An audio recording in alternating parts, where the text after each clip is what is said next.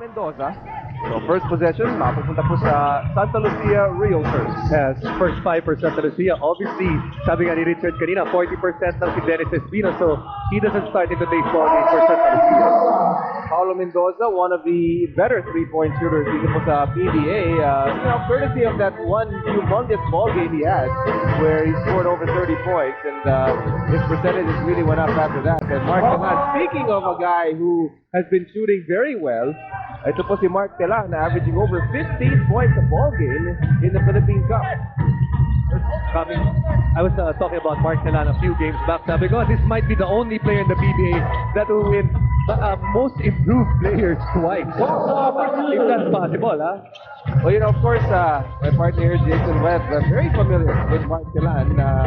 Teammate in college at De La Salle.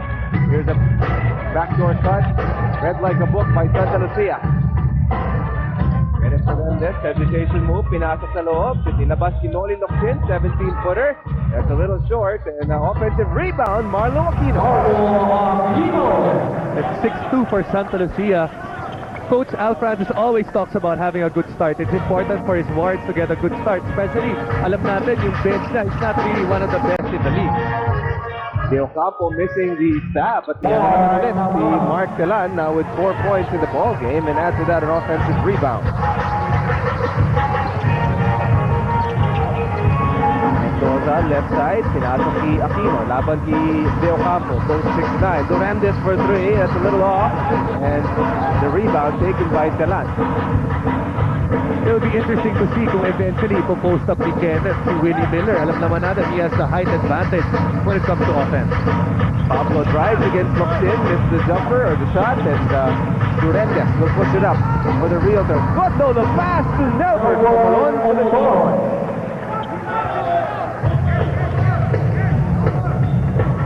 So yung hinihingi ni Coach Al Francis kuha ng magandang umpisa, nakukuha niya ngayon sa kanyang mga players. Mark Telan, he's got a height advantage against Kenneth Durandes, and a hand check foul called right away on Durandes. That's always going to be the problem with the lineup that Santa Lucia has right now. Kung titingnan mo, dun sa small forward nila, they have to play Kenneth. So eventually, Kenneth has either to defend Mark Telan or Vic Pablo. Ngayon, pinipili niya nga si Mark Telan. And Mark Telan really has had a good start here. Here's Alapag, gets a screen, gives to De Ocampo, 15-footer, book it.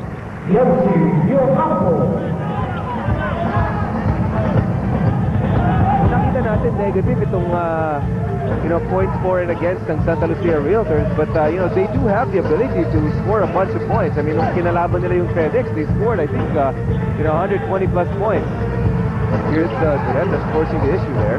Tama ka doon, Jude. Actually, when you look at their lineup, their three players should average about 20 points. Si Marlo, si Dennis, at saka si Kenneth. The only question really is who's gonna pick up the scoring after the big three. Well, for a time, I think all three were in the top 5 in scoring. And here's Willie Miller looking for a foul. Nothing called. Durandes gets the rebound, pushing it up to Mendoza. Also with the ball, hesitation move to Marcelo, bouncing it to Aquino, spins inside. Aquino's hook shot rattles in. A good start for Marlo being aggressive early. And Jimmy Alapag trying to challenge the defense of Kenneth Durandes, which was not a good idea during that play. Let's turn it over now to courtside at may report ulit itong si Richard Del Rosario. Thank you very much, Jude. No, as you said earlier, I talked to both coaches. Sabi sa akin ni Coach Joel Banal, this game would be a good test for them because Santa Lucia is one of the teams that is important for them to beat without Asi because of the imposing presence of the Twin Towers. Sabi niya nga, they will try to run against Santa Lucia, but if they run, they have to make sure that they run with accuracy dahil lagi may maiiwan na malaki Santa Lucia and they can hurt you in transition. Samantala naman para kay Coach Al, they will try to create big matches at the court dahil nga hindi 100% si Dennis Espino for this game. They prepared against the zone at sabi nga niya, although nasa baba sila ng standing, mas delikado kalaban ng nasa baba kasi nga sabi, yung mga liit ba, yung pa nakakapuwing. So that's my report for now. Back to you, Jude and Jason. Another 2 points for Santa Lucia. At sinabi nga natin, you gotta be weary of Santa Lucia. If there's ever a team that now matches up well against Talking Tex, kasi wala na nga si Asito Lava, it's really Santa Lucia who gained that huge advantage with the big man out of the middle. That's right. You have Marlo Aquino and Dennis Espino. Very dynamic players. And a lot of people believe they can still dominate this league if they get enough touches. 12-10 our score. Namang dalawa ang Realtors. Here's Nelbert Omolon. You can make a case for Omolon being an most improved player as well. As Molin pinali yung bola. He's been known to do that. Then just getting the offensive rebound, passing it inside, he gets the ball out to Willie Miller. 3-on-2 fast break. Miller against Turandes all the way to the basket, and that's the second foul on Kenneth Turandes. That time following yung tinuro sa kanila nung coach nila before the game. Sabi nga na, they wanna run. That time 3-on-2 situation and Willie Miller sticking it strong to the basket. Well, Willie Miller, maybe pound for pound, the most talented player in the PBA. I mean, arguably, I guess. I mean, it depends on who you talk to. But this guy seemingly has it all. I mean, he's got an outside shot, a good drive to the basket, a pretty good dribbler. Palitan ko yun, Jude. Siguro hindi pound for pound. Siguro inch per inch. Kasi malaki yung katawan ni Willie Miller. Mabigat ito. And you have the likes of a Mark Kagiwa that may be lighter and medyo match lang sila in terms of quickness. Willie Miller making the free throws, and Miller definitely making up also probably best backcourt in the PBA, partnering up with Lucia Alaman. Marlo Aquino on top of the key. Nasa sa loob. Nalilapit yung dito ulit. Pero na-double beam at inaantay ni Yancy De Ocampo yung kanyang tira. He sends it to the sideline.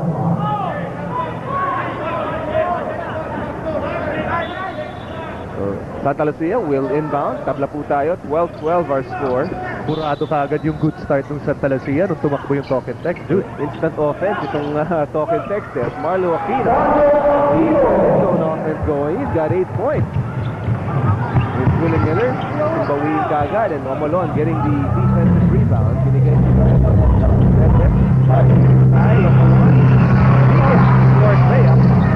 and he gets his back. Pero tingnan natin to. Looks like a foul on Vic Pablo.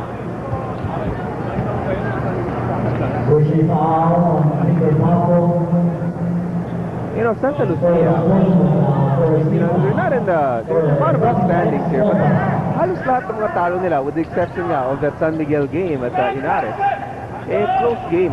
So they really just have to find a way to win in the end game because they have to their opponent. Oh, actually, sa win-loss column, 8 ang losses nila, and that just keeps in pace with the bottom 5 of our league right now. Also, they lost Kenneth Duremdes for 3 games.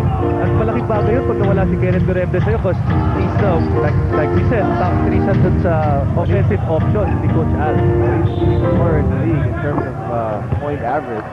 So you lose your leading scorer, that's instant offense gone. From, I mean, to take away 20 points kaagad. Tapos leading scorer siya. Lagi po siya. That shot also doesn't go. Battle for the rebound. Nakuha ni Vic Pablo, and very persistent on the offensive rebound again. There's the talking text Phonepals. Too many attempts that time para sa talking text Phonepals. Victor Pablo eventually getting on third serving. Inside they go. Marlo Aquino looking for double digits in scoring. Hindi na nakuha doon, but Nelbert Omolon right there for the follow. So si Omolon, parang siya na yung energy guy ngayon para sa Santa Lucia. He's the guy pagpapanoorin mo, parang he's the one that brings in a lot of firepower for Santa Lucia. He never really got a lot of playing time when he was in the PBL. In fact, he's probably the 7th or 8th man in the rotation of Wellport at that time. Right on cue, getting 2 points while we're talking about him. 6 now for Nelbert Omolon. Kaya nagpapakita siya. Actually, before draft day, I was talking to Coach Al, and he was really high on this guy, Omolon. He was really excited on getting a chance of picking him. On the other side, Yancy De Ocampo getting 2 more points. So Santa Lucia able to score, but unable to stop the offense of Talking Tech so far. A high-scoring ball game. Still 4 minutes and 22 left here in the first quarter. 20 points na po napupunol ng Santa Lucia Realtors. And another offensive rebound, but lost by Kenneth Durandez. This is a bit of a gamble for Coach Francis Chua. Leaving Durandez there with 2 personal fouls as Noli Locsin denies Jimmy Alapag on the fast break. Eh, kanina pa sumusubok si Jimmy Alapag, pero best na natupalpal. Kailangan pumili siya yung medyo maliit na next time. Well, I think, the way Jimmy Alapag is, he's gonna do it again and again and again hanggat makuha niya yan eh. Walang takot na si Jimmy Alapag. Willie Miller spins inside and a hand check foul will be called on Omalon.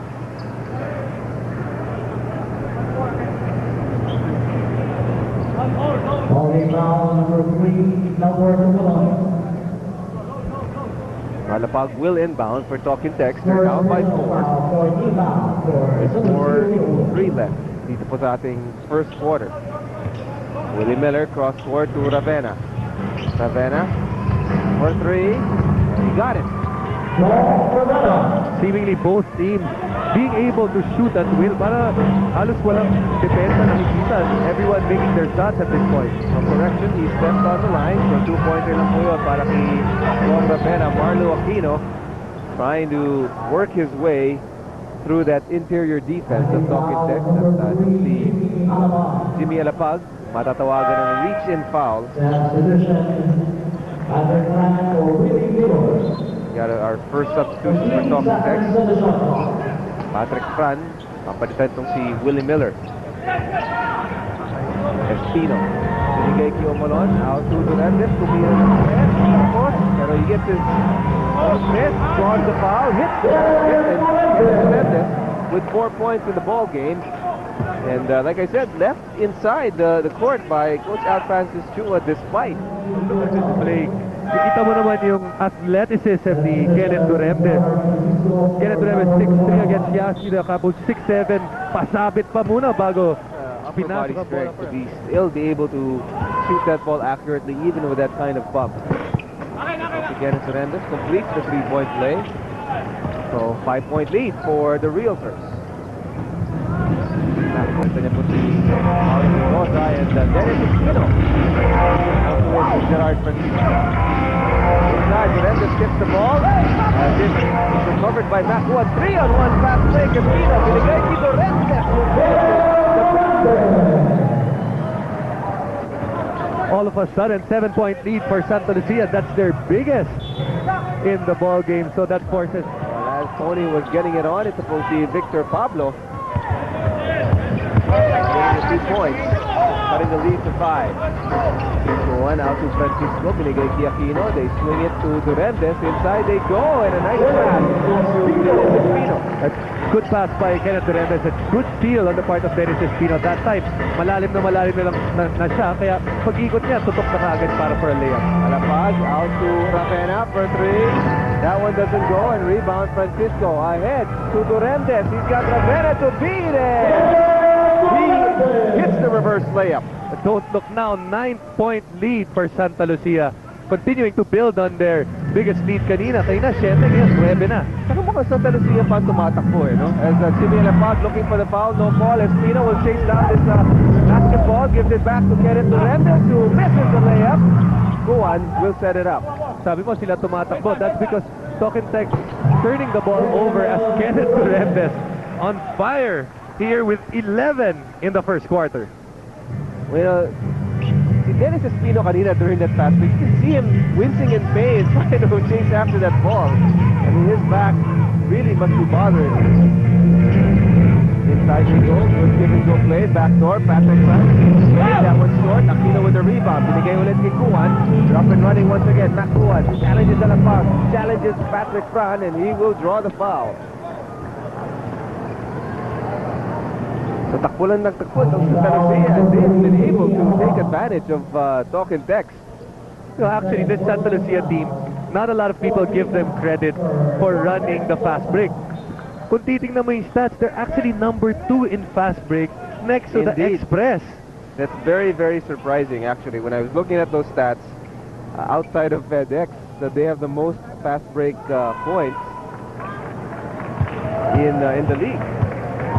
Marami nag-aakala kasi meron silang they have the Twin Towers that they settle for the half court. when it's open, they're always willing to run, especially yung tatlo nilang maliliit. And of course, led by Kenneth Durentes. I mean, there's about a 9 or 10 point difference between the averages of these two teams in terms of their scoring. Pero yung fast break points, lamang na lamang itong Santa Lucia. One thing that Talking Text does well is rebound. But in today's game, 7 na yung offensive rebounds ng Santa Lucia compared to 5 of Talking Text. More importantly, 10 points ang na-score ng Santa Lucia sa second chance points because of these 7 offensive rebounds. Well, you know, we failed to mention earlier na ito yung pinakaunang paglalaban ng Santa Lucia Realtors and Talking Text Phonepals. At you know, Talking Text out of 11 games coming into this ball game has only lost once, and that's to Barangay Ginebra. But they've never really had to face, well, you know, I guess Ginebra would be something similar with Eric Menk and Romel Aducol and Andy Siegel of a formidable front line that would challenge the Telans and the Pablos and the De Ocampos. And this is definitely a team that has that. And Mark Telan, he had the open lane, pero he bobbled the ball, committing a turnover. At bagong pasok pa si Mark Telan, actually, pahinga siya kanina, pinagpahinga siya ni Coach Joel Banal, just came in the last dead ball. Maybe a little cold that time. So Santa Lucia trying to exert their force. This might be a chink in the armor of Talking Text with the, you know, being able to manipulate the interior of the Phonepals. Here's Belano getting a screen out to Patrick Fran, tumubok ng set. Ayaw pumasok Telan with the offensive rebound at parang nagulat yung bola kay Mark Telan. Belano will set it up with a fresh 24-second shot clock. Less than a minute left here in the first quarter. They swing it to Donbel Belano, who nails the jumper. Donbel Belano, one-time Santa Lucia player, trying to show his former team a thing or two. Donbel Belano, coach of the University of Visayas. Espino, and this is where they wanted to go. Triple team and still gets 2 points. Doesn't matter how many people you throw in there, once the big men are able to set up that deep down low, like I said, kailangan lang nila umikot, tapos lay up na. Amaso, top of the key against Espino. Naghahanap, nakita si Miller. Miller wants to play against Miller. Miller off that off shot for Willie Rivers. Right there, and I think that might count. I think they're the best team right now according to record, and they're leading by 12 points after the first quarter. Pero don't count out Talking Text. This is a team that came back from a 20-point deficit in their last game as Donbel Belano continues to shine with another basket from the side. 3 down to 10, Makuan bounces it inside. Marlo Aquino ulit. Double team kaagad. Binigay kay Dennis Espino. 3-footer is good. Yung maganda kay Dennis, he can step out and hit that jumper. Now extending his game even to the 3-point region. Minsan sumitira na yan ang tres. Dongsi ulit ang kalamangan ng Santa Lucia. Donbel Belano gets past Makuan, and Belano missing the layup. Espino with the rebound. Gives it ahead to Makuan. Tumatak ulit ang Santa Lucia. They give it inside to Marlo Aquino. Double team by Patrick Fran. Outside to Dennis Espino. Makuan bouncing it once again inside to Marlo Aquino, and the double team results in a turnover. So doon nahirapan itong si Marlo Aquino. We got an official's timeout here. Melbert Omolon that time may dugo coming out from his forehead, in his forehead region. Band 8 lang yan. Kaya nga no blood, no foul May blood pero walang foul Di na nga nagpa-band 8 Tuwalya na, ayos na. So Talking Text with possession. They're down by 12 big points here in the second quarter. And playing without Jimmy Alambag and Willie Miller right now, looking for offense from other facets. So here's a field goal shooting, and obviously as a miscommunication there from Francisco and Omolon. Nakita natin mas maganda yung shooting percentage ng Santa Lucia Realtors kasi a lot of it really are layups. I mean, inside to Marlo Aquino, fast breaks by the Realtors.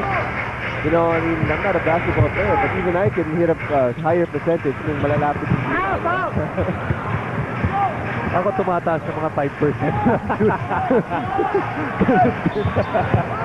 Hindi naman. 6-6. But you're right, tama. They were sealing down low, sealing very low, kaya nga nakikita nila si Marlo ng malapit.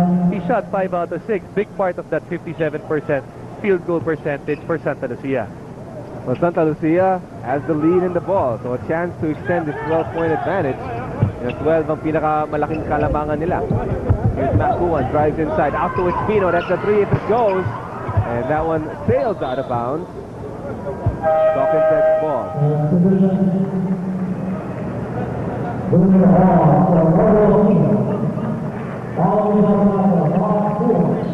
We've got a couple of substitutions for Santa Lucia. Wilmer Ong and Paulo Mendoza enters. And Marlo Aquino and Kuwan head for the bench. Willie Miller. Nice behind the back move. Nakalusot sa loob. Ang ganda sa Sige na nga, height for height. Ito talaga. Would have been Inch for inch. yung mga tao dito they were getting, look at this move behind the back. That must have broke some ankles, a couple of the ankles of Nelbert Omolon, and ika nga sabi ang Palayaw. Actually would have had a better chance for that 3-point play kung di si Wilmer Ong yung bumangga sa kanya going to the basket. Well, Wilmer Ong certainly not the quickest defender in the world, but takes up the space that you need in the paint. And Willie Miller hitting the basket. He's got 6 in the ball game, tying De Ocampo as team leader for Soccer. Espino double team to Nicky Mendoza. Paulo Mendoza on the screen for Wilmer Ong. Goes inside, takes the first. Kaya yun maganda kay Paulo. The thing with him, he likes to dribble first before taking that shot, and dun siya kumukuha ng buwelo as we saw in that last play. For Paulo Mendoza, he's known for his offense, definitely. Not just here to Diaz, another stealer. Nelbert Omolon against Willie Miller, missing the jumper. Pero Paulo Mendoza right there to get the rebound. Santa Lucia will regain possession here, still up by 12 points. A good hustle play that time for Santa Lucia to keep that ball alive. Wilmer Ong out to Francisco. Francisco goes inside against Camacho, losing control of the ball, still goes. And drop the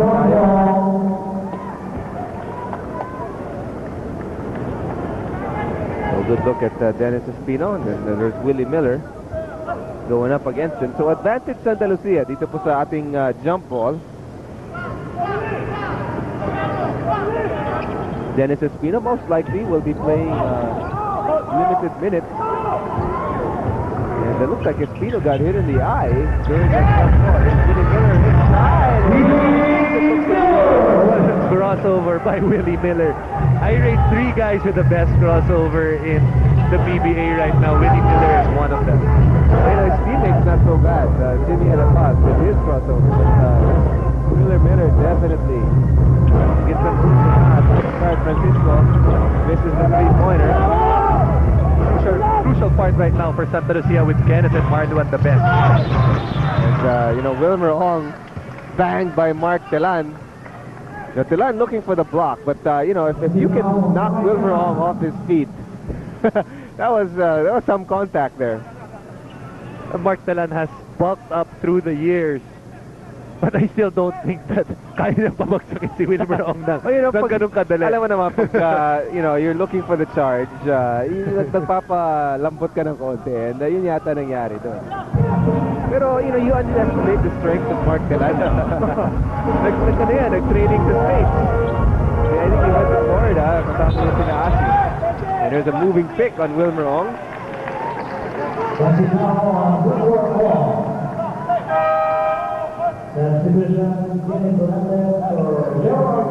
Rendes will replace Gerard Francisco. Gerard Francisco, by the way, not to beleaguer the point, I mean, he missed a 3-pointer earlier off the shot, and he is shooting 11% from the 3-point area. So he's struggling a little bit from 3-point land. Kanina nga before the start of the game, tatlo silang nag-shooting maaga-maaga dito.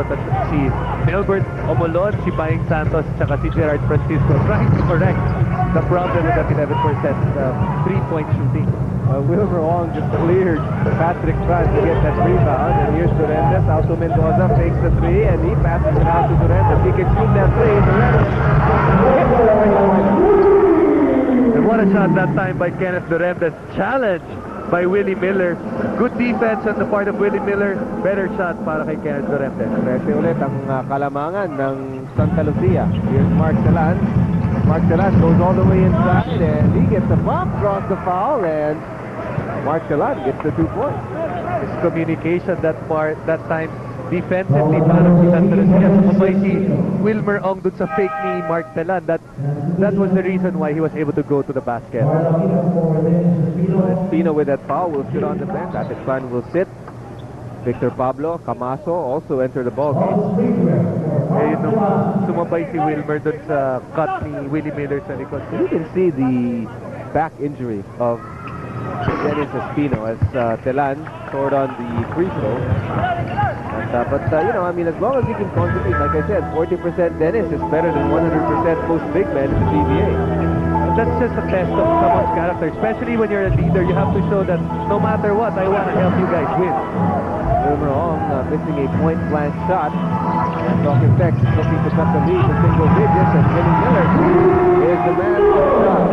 Hindi na alam ni Omolon kung magko-crossover o isa-fake lang yung crossover. And you know, Omolon's a decent defender, and Marlo Aquino now with 12 points, and he continues his high shooting percentage with a lot of high percentage layups. Camaso, out to Telan. Telan drives baseline inside, and yun, sabi ni Omolon, kung hindi ko makabutan itong si Willie Miller, tutulong na lang ako kay Mark Telan. Kaya ko pa siguro yun. Good help defense para kay Omolon that time. Si Mark didn't really get a chance to get off the ground kasi masikip na yung baseline that time eh. From Mark Telan, sit. Yancy De Ocampo enters the game along with Jimmy Alapag, who will inbound for the Phonepals. Here's Victor Pablo, baseline jumper. That's a little long. And Gonzalez also in the ball game now, getting the rebound. Here's Torrentes, gets a screen from Aquino. Torrentes goes inside, pinasa sa loob. Gonzalez, tira niya, pumasok. And Santa Lucia keeping the lead up. I mean, they're still up by 13 points despite this guy right here, Willie Miller, waxing hot for the Phonepals. Pablo, play against Gonzalez. Nick Pablo, and in and out. Rebound though, Yancy De Ocampo. Marlo Aquino will be called for the foul. Of course, he disagrees.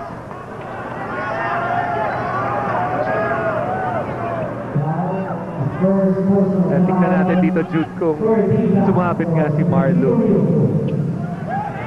Now, there was body contact. And obviously, all the person that you're defending to get offensive rebound. First of all, dapat di nakakuha si Yancy doon ng offensive rebound eh.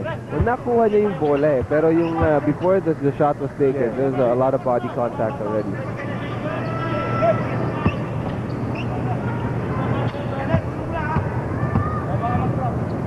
Yancy De Ocampo from St. Francis of Assisi.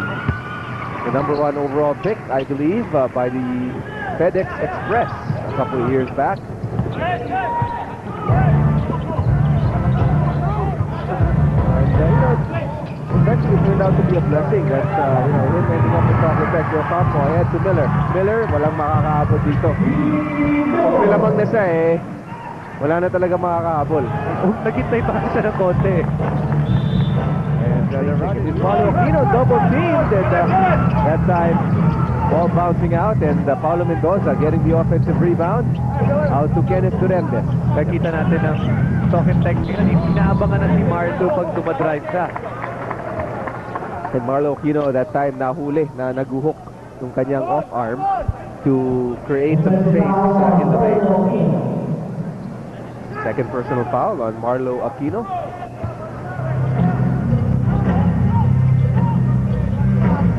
45-36, so a chance to even cut into this lead a little more for the Phonepals. Willie Miller for three, in and out. Here's Mendoza, pushing it out before Santa Lucia. Out to Durendes. Durendes for three. This is Jimmy Alapag. He's got Durendes to beat, but Paulo Mendoza, good foul there by Paulo Mendoza to stop the fast breaks. Both teams running. Kita natin, pati yung Santa Lucia, they're trying to set up their offense early. As talk and text that time, tumatakbo na sila. Pinaw lang si Jimmy Alapag to stop the fast break. At yan, Ganito extending his range. Well, kanina, Willie Miller took a shot, Durendes took a shot, parehong mintis. Si Yancy Ocampo sabi niya, ayaw niyong magpapasok ng stress. Ako na lang. Well, 6 points na lang ang labang. Dude. Kenneth Durendes, a great backdoor play as Marlo Aquino found him cutting towards the basket. So high-scoring ball game here in Puerto. Right baseline, Willie Miller, binigay si Camacho, and the challenge by Marlo Aquino made a difference. Ito yung thing mo namin sa stat sheet, diba? Nag-challenge mo yung shot, and you bother the shot, and he misses it, and it's practically a block shot as, Santa Lucia able to recover it. Wala na nakapit yung bola. Tama ka doon, Jude. But on the block side ni Marlo, he's probably almost on his all-time low. He's only ranked number 4 right now in the league. Kadalasan yan, number 1 at worst, number 2 siya. So, sabi niya nga, he didn't start very well. As Kenneth used to wax hot. He didn't start very well this season, and he's getting better. So, we'll see if his block shot increases as well. Francis now with 18 points. Alapag out to the Ocampo. Grupo Moles. At this time, the jumper, Camacho out to Alapag. Alapag takes the three. And the off left. Alapag, one of the better three-point shooters in terms of percentage. Here's Paulo Mendoza back to Kenneth Durendes. Kenneth Durendes, and he has led Santa Lucia a 3-6 lead. Most of the points of the Realtors coming off the fast breaks. Matutok, di ba, Jude? Yeah, and like you said, it's all layup. Here's Alapag, setting it up. 12 on the shot clock. Gets a screen from the Ocampo. Alapag back to Pablo, who wasn't ready. And there was no change of possession, so that's a backcourt violation. Jimmy Alapag struggling in today's game. Scoreless, and that time committing the turnover. If you're looking for a reason why Talking Tex is behind, that might be it. Jimmy Alapag, sabi natin, this is the best backcourt in the country, actually. And for one of them to be negated and scoreless, that's a big difference. Omolon, that one bounces out, battle for the rebound. Pablo has it, ahead to Alapag. Alapag has Mendoza to beat. Jimmy Alapag puts on the break. Out to Pablo, makes the three, and Omolon gets the rebound.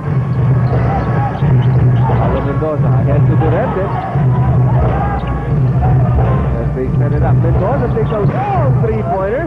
That one doesn't go. Offensive rebound inside. Gonzalez also doesn't go, and ahead to Alapag.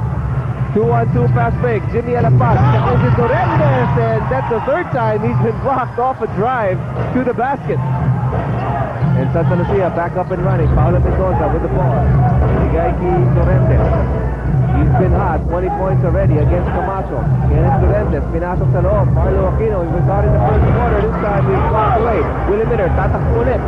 2-on-3 fast break. Willie Miller draws a foul at nasundot niya pa sa loob. He missed the layup. But it's amazing how he got that shot off. Taking it on the other side. Alam natin he's left-handed, but almost his entire body was already dun sa kabilang side ng basket. Dinukot pa rin, almost making it having to settle for 2 free throws. And even the way he missed, usually kapos yung pagkatira ng layup na yun. Sumobra pa nga yung pagka-pectus niya. It shows you how much angle he has, even deep in the lane. There is an official's timeout here. Looks like, teka muna, dito? Lumalabas pa rin yung dugo. Trying to contain the blood coming from that gut. Tough boy yan eh. Tough boy si Alberto Malone, kaya ayaw niyang pa muna mag-band-aid. So Willie Miller, he's been the main man so far for Talking Tex. The missing link is Jimmy Alapag so far.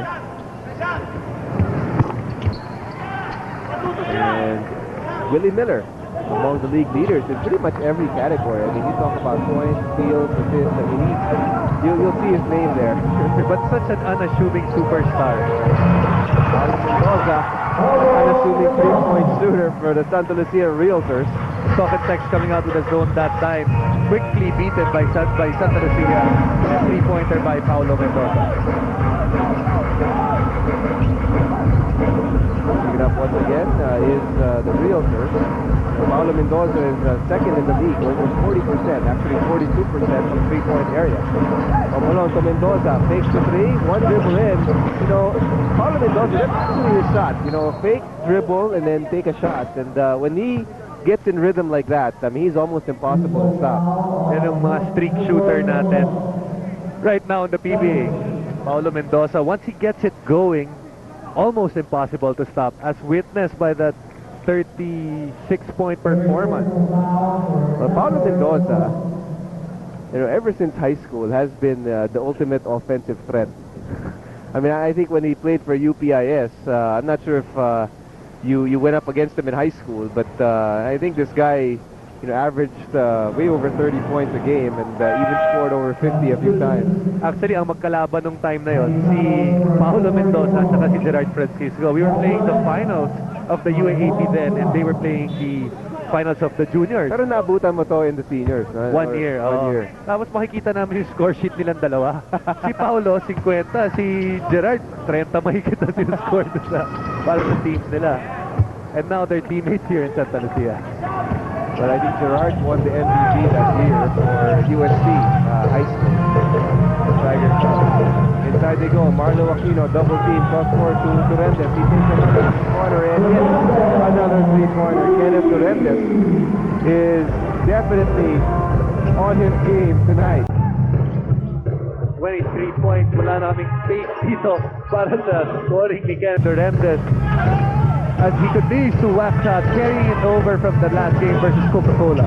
As Victor Pablo hands it over to Dio Campo, 22 points, so they keep the lead down to 13 points, even with the hot shooting of the Santa Lucia Realtors. Kenneth Turendes, si Willie Mirena ngayon ang gagawin sa kanya. Here's Paulo Mendoza against Salapag. Mendoza going inside to Aquino. Aquino again. Right this time, anticipated by Vic Pablo. Aquino takes the jumper back. And it's been the Kenneth Turendes and Marlo Aquino show. Both of them taking over for Dennis Espino, who played today but is injured. Kita natin, the leaders of Santa Lucia stepping up. Camera for three, that was a little short, and guess who's got the rebound? Marlo Aquino. So he's doing it all for the Realtors. Shot clock is off. There you see the time. 5 seconds left here in the first half. So that's it, and I think they have a foul to give. Otherwise, Bong Ramena would not have fouled Kenneth Turendes. Good crowd watching here in Puerto Princesa City with the mayor watching. Here's Marlo Aquino, sumugod sa loob, and what a play by Santa Lucia. Exactly 4.